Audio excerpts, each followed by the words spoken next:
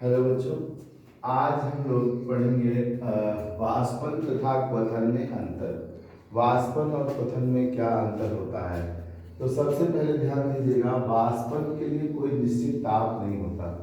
वाष्पन क्रिया के लिए कोई निश्चित ताप नहीं होता, ये हर ताप पर होता रहता है।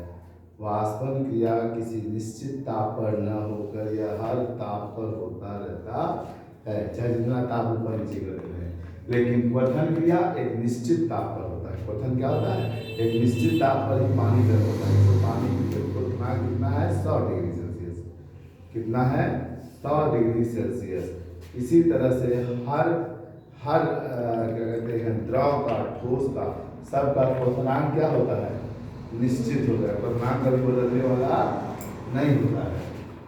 तो क्वथनांक एक निश्चित ताप पर होता है और यह ताप द्रव का क्वथनांक कहलाता है। जिस निश्चित ताप पर वह क्या होता है? बॉयल होता है, गर्म होता है, उबलना शुरू करता है, वही उस द्रव का या ठोस का क्वथनांक कहलाता है। और हर ठोस या द्रव का क्वथनांक निश्चित होता है और जिस ताप पर वह गर्म होता है उसे ही क्वथनांक कहते हैं। दूसरा पॉइंट क्या बताता है? वाष्पन क्रिया, जैसे आप बर्तन लिए हैं ना, वाष्पन क्रिया, ये पानी की सतह है।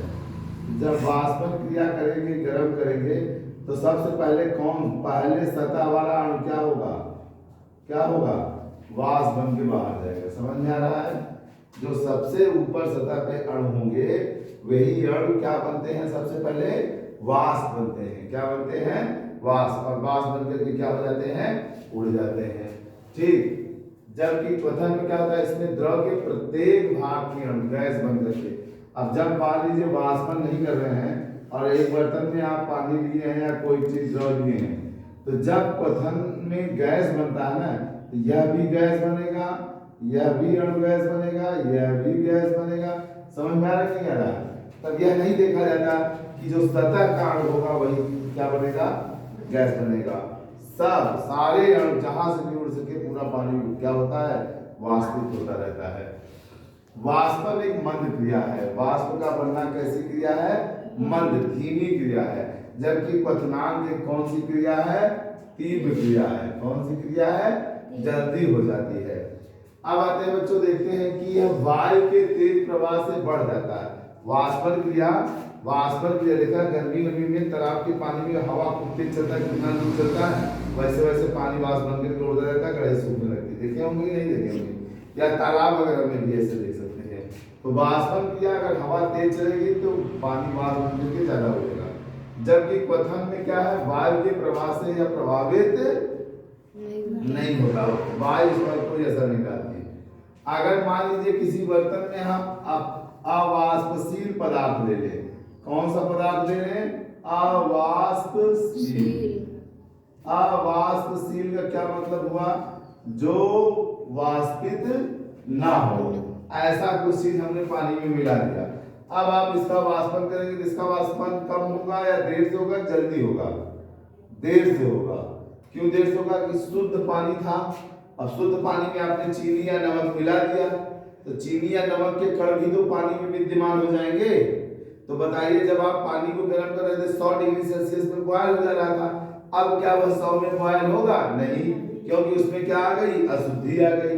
अब उसको भी और गर्म करना पड़ेगा। समझ में आ रहा है नहीं आ रहा? ठीक। तो ये क्रिया बताया है कि अवाष्पशील अशुद्धि के कारण वाष्पन कम हो जाता है, जबकि अवाष्पशील अशुद्धि के कारण इसमें क्वथनांक क्या हो जाता है? बढ़ जाता है। इसमें कम हो जाता है और इसमें क्वथनांक बढ़ जाता है, ज्यादा देर तक गर्म किए पर। समझ में आया? ठीक। तो इस तरह से वाष्पन तथा क्वथन में अंतर हुआ।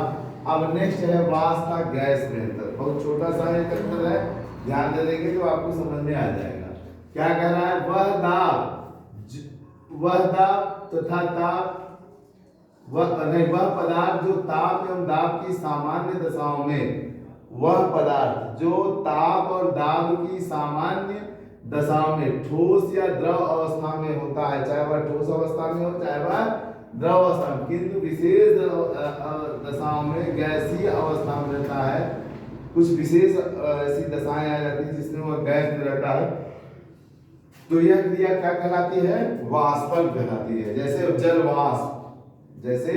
जलवाष्प। गैस क्या होता है? जब कोई पदार्थ ताप एवं दाब की सामान्य दशाओं में गैसीय अवस्था में रहता है तो उसे हम लोग क्या कहते हैं? गैस कहते हैं। उदाहरण है ऑक्सीजन। समझ में आया बच्चों? अब आता है कंडेंसेशन, संघनन क्या है? तू लोग आलू बैगन पालक की सब्जी बनाया है अपने घर में? बनाना जानती हो? पक्का? ठीक, हम भी बना लेते हैं। अब जरा देखो, सब्जी बनाने चल रहे हैं तुम्हारे सामने, कढ़ाई वढ़ाई ले लेते हैं। ठीक, सही है ना भाई? ये कढ़ाई है, इसमें तुमने सब्जी बनाना शुरू किया गरम करके। अब यहाँ पे तुम थाली वाले से ढकती हो कि नहीं ढकती हो? बताओ। ढकती हो, लेकिन बीच बीच में सब्जी को चलाना पड़ता है ना। तो चलाने के लिए जब ढक्कन हटाते तो ढक्कन के पास यहाँ पे पानी की बूंदें दिखती है कि नहीं दिखती है? ये पानी की बूंदें कहाँ से आ गई? जो सब्जी आप पका रहे थे उसमें क्या था? पानी था। पानी किस में बदल गया? वाष्प में। किस में बदल गया? वाष्प। अब वाष्प बन करके उड़ गया, वाष्प बन करके उड़ गया तो ऊपर कौन मिल गया उसे? कैप या थाली। टाटी नहीं बोलते, थाली बोलते हैं। ठीक, हमेशा ध्यान दीजिए। टाटी न कर रे, तू ऐसे बोलता है यार, ये सब मूर्खता वाली भाषा है। ऐसे शब्दों का इस्तेमाल मत किया करिए, बड़े हो रहे हैं, चाहे जो लड़की हो। ठीक है, डांटिए, समझाइए, लेकिन ऊट पटांग लैंग्वेज का इस्तेमाल ना करिए। ठीक, जरा देखिए, यही भाप जो पानी था वो वाष्प बन करके क्या हुआ? ऊपर उठा तो क्या था? थाली वगैरह थी, वो ठंडी थी, या प्लेट लगा था वो ठंडी थी। तो ये वाष्प जो ताप लेके आया है, अपना ताप किसको दे देता है? थाली को दे देता है। किसमें दे देता है? थाली में। और स्वयं क्या बन जाता है? जल की बूंद। और इसका जल की बूंद में परिवर्तित होना ही क्या कहलाता है? हाँ, देखिए, द्रव की वाष्प को ठंडा करके पुनः द्रव में बदलना ही क्या कहलाता है? संघनन। इस तरह से संघनन में अभी और हमको बताना है, उसको हम लोग अगले पीरियड में बताएंगे। और आज की वीडियो यहीं तक बस समाप्त। धन्यवाद।